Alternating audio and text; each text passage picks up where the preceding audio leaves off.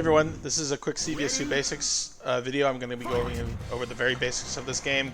It's recently seen a resurgence due to Flycast with rollback, and it's available on Fightcade 2, so more people are playing it. It's a great time to jump in.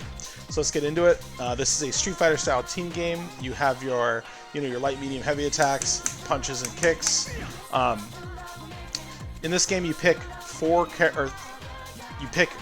up to 3 characters on your team, and you distribute 4 ratio points to those 3 characters. The more ratio points you give to a given character, the more health and the more they'll have, and the more damage they'll deal.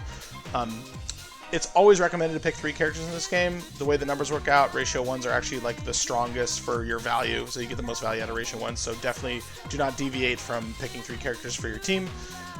In this game, there is a gut system, so you take less damage the lower life you have. So from 16 to 30% health, you have an incoming damage reduction of 10%, and you have an incoming damage reduction of 25% at 15 and below, or yeah, 15% and below in terms of health.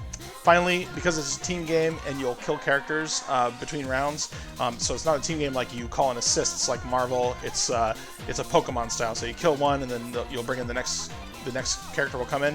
When you kill a character, the more time left in the round means you'll gain more life back, and so there's a life gain formula. All these numbers are going to be in the document. There's a Bucktooth game fact that I'm going to link in the video description. Check that out for all the individual numbers in case there's something that's not clear. It's all really well spelled out in there, but this is just, again, we're just going to talk about the very basics at a high level. So next up in this game, it has a guard meter. So if you look at the top underneath your life bar, you'll notice that green bar is now depleting whenever an attack is blocked. That bar starts recharging after 107 frames. That's what it looks like when you lose all of it, and you eat a full combo whenever you lose all of it. So after 107 frames, it starts recharging. There's a bunch of math that goes into how it charges, and that's all in the document. The most important thing to note, though, is that P and K have worse guard bars. They're both shorter and they recharge slower, but everyone starts recharging after not blocking or eating an attack for 107 frames. So, hope that was clear. Next up is stun. Stun is like any other dizzy system in other Street Fighter games. So in this case, you'll see it says 0 out of 70 stun. Kyo is a 70 stun character. Your smaller, weaker characters are going to be like 60 stun, and your beefier characters are 80, and those are the 3 categories. Once you get hit enough, you get dizzy. Dizzy looks like you would expect it to. It's got and you can still mash out of it just like older games. Importantly, most throws will reset your stun meter, and also if your opponent doesn't connect with an attack for 3 seconds, then your stun will also reset. So that's how dizzy works. And last thing, you can mash out at different rates depending on your character. Again, the math is in the document.